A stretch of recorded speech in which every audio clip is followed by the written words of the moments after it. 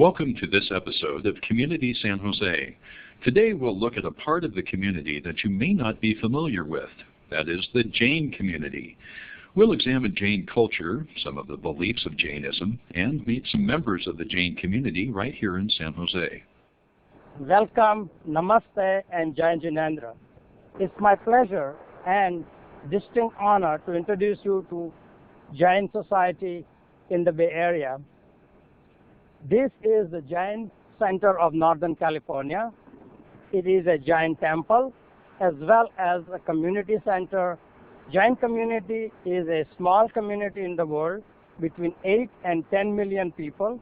From North America is a host to roughly about 150,000 Jains, with Bay Area having 5,000 to 7,000 Jains. Jainism is a way of life that promotes a path towards spiritual enlightenment by living in harmony with all beings through nonviolence, peace, compassion, and humility. The term Jain means followers of the genus, or spiritual victors.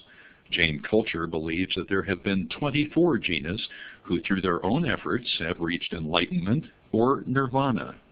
The last of these jinas was Mahavir, whose teachings are still followed today. You don't have a God. So what you are praying to, once again, is just more of like a moral guideline. These 24 spiritual victors, or Tirthankars, serve as a model of how anyone can reach salvation through thought, speech, and action. We follow those who have already achieved salvation, and we try to look at their lifestyle, how they have done that, and we try to follow us. Like, for example, somebody wants to become a basketball player, right?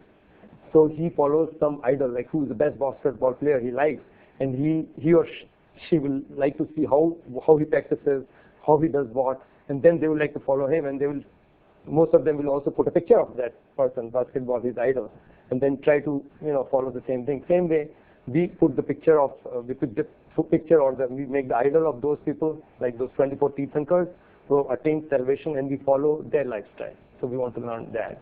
At the core of the Jain belief system are the three interdependent concepts of nonviolence, non-absolutism, and non-possessiveness.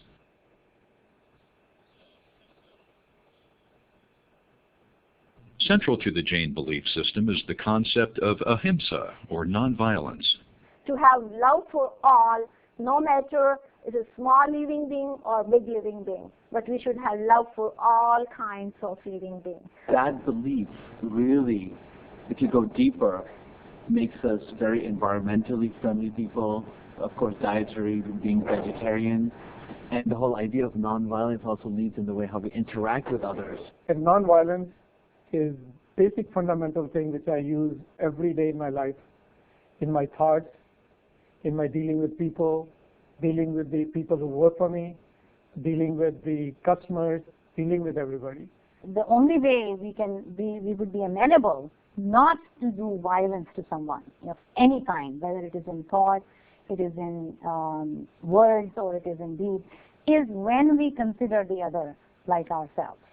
The moment we consider the other as other, violence has occurred, right? Because then we are treating the other as the other, not like ourselves. But if we treat everybody as like human beings, because nobody wishes to die, nobody wishes to be in pain, but when you inflict pain on them, or when you say hurtful things to them, then you are committing violence. The Jains view one's essential spirit as nonviolent, but yet one lives in a world where even if one endeavors to be a completely peaceful person, doesn't engage in any sort of violence, doesn't consume any animal products, never loses his or her temper, is always calm and lives with equanimity, one is still engaged in violence of various sorts, direct and indirect. Ahimsa actually is that is to say, nonviolence is universal to all religions at a fundamental level.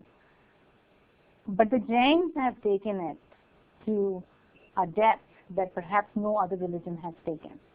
So it is in the depth that I think the Jains can claim that it is a principle which is a fundamental principle for them, because it is above all other principles for the Jains.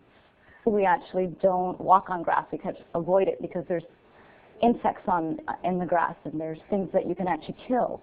And we always cover our mouth through this handkerchief, always whenever we speak. Jains believe the concept of nonviolence must be extended to all living beings. So, to avoid the accidental inhalation of microscopic organisms, many followers will cover their mouth whenever they speak. We use this handkerchief, or the piece of cloth, to avoid that violence, because the key principle of Jainism is non-violence that we practice, and we try to practice it at maximum, at the most.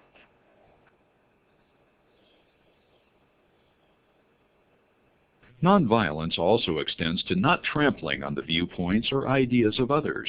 A big thing among Jainism is multiplicity of views. Okay, we very strongly respect that. What that means is basically you look everything from many different angles, and which really helps me in my business all the time. I mean, it's really amazing. I use that, like if I am responsible for a program, I say, why don't I detach myself and then think about what's going wrong with that program? Because when I attach myself, I'm a very biased person. See, when somebody says something, he's saying it from his or her point of view. So we have to, what the person says, we have to see from that person's point of view. So what I'm saying, like for example, there is a glass of water is half full. So from your point of view, say, oh, the glass is half full. And somebody will say, no, it is half empty. So they are saying the same thing, but they're saying it in a different way, because that's what they think from their point of view, they're saying it. So that's one philosophy about Jainism, that you have to respect everybody's point of view. Jainism allows for a deep respect for other religions and belief systems.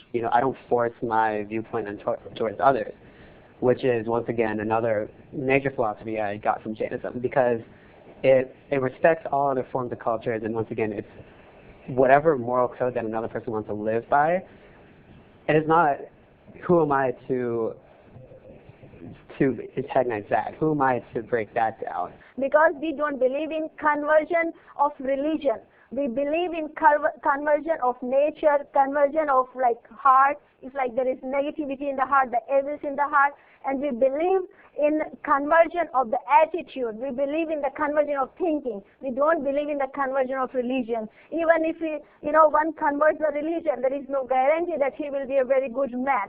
So we don't want a Jain, we want a good man. A good Jain is very similar to a good Christian, a good Jew, a good Hindu, a good Muslim. All of us are the same.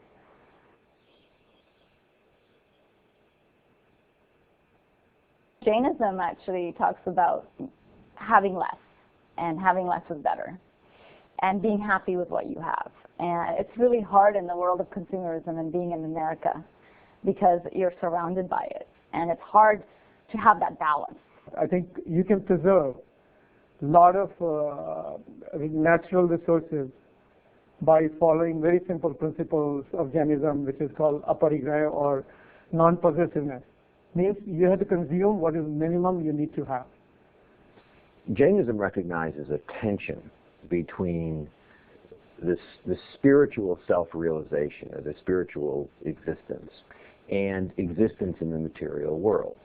Personal success, personal growth, all of these are very well within the confines of Jainism. We encourage people, to achieve what they want to achieve.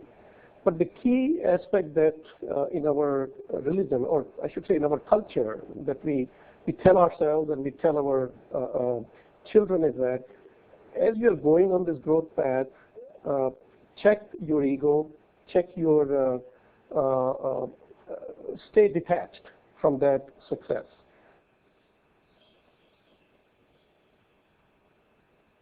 Every culture has different customs. Here are some of the things you should be aware of when you meet a member of our community who is also a Jain.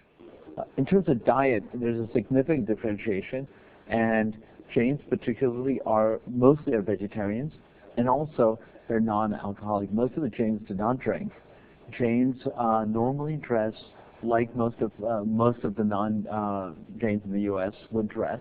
The monks and the people we revere do wear this piece of cloth to cover their mouths when they speak.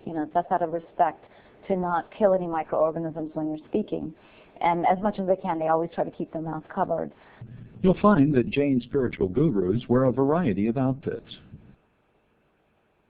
In terms of traditional garb that they wear, it's pretty pure white, and it's just like a cloth material that's draped, and it's worn typically like a sari for the women. Which is cloth wrapped around the bottom here, as well as it drapes on the top. And sometimes they drape it over their head as well, not done as frequently now as it was done in the past. So that's how normally the dress is. Most teenagers dress extremely similar to a lot of their non-Jain friends. Typically speaking, you would find that Jains are, they live in joint family system, and reap the benefits of, having grandparents and their children and the children's children all living in one generation, one family altogether. Many times among Jain families, you'll see my parents or my wife's parents are living there. The thing to note there is many times they don't speak English, and even if they speak English, they may or may not follow the accent. Be very careful to get verbal confirmation that they've really understood what the police officer is saying. If aggression is being towards them, instead of, giving the same aggression back, a lot of times they might become quiet. A lot of times they will just stop and usually probably just listen, and a lot of times maybe go silent and not respond as much as they should. So one of the very common Jain symbols that you'll find in India is the swastika. Actually, it is believed that Hitler borrowed that or stole that symbol from the Jains. The swastika that is used for religion purposes among Indians and Jains is pretty much vertical horizontal. Okay, whereas that swastika is tilted about 45 degrees. This particular symbol really represents the universe. If you come to the temple and you go upstairs and people draw with the rice, and you will see it on a bench, the symbol is being drawn.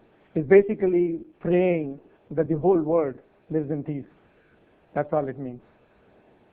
So what you will find somewhat differently in a Jain household would be a small temple area.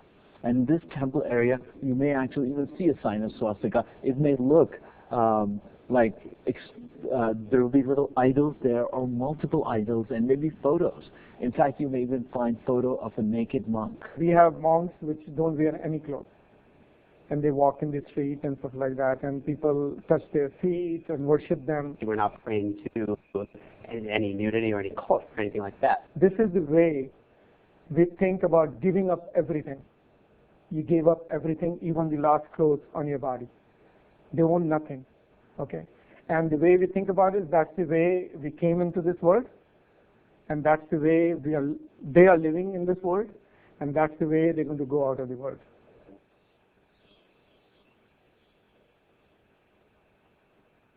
Throughout history, the Jain principles of nonviolence and non-absolutism have influenced mainstream culture. In the current North American culture and tradition, things are changing. For example, a lot of diets are getting to be more vegetarian, more healthy. Number two, we're discovering that the whole concept of forgiveness will really reduce significant amount of violence, and Jains have been talking about the forgiveness for a very, very long time. In fact, that's one of the core ways to soften your heart. The other thing that we've been talking about is equal rights. So Jains were the first ones to talk about women having equal rights, and as we know, today we strive to have equal rights and balance in the way we look at various cultures and traditions. So, in fact, what is happening today in the American culture and tradition has been part of Jainism for the last 5,000 years. We were actually one of the first ones to say that women are equal to men. And as you can see, that happens. We also said that you have to have a win-win situation in order for really everybody to be happy. And we cannot trample on our environment. And so we were one of the first environmentalists. So what is happening today in the American culture is very much the way what Jain way of life has been. And it only strengthens our faith because of all the great research and confirmation that is happening in the American society today. We hope this video has helped you understand a little more about the Jain people and culture within our larger community San Jose.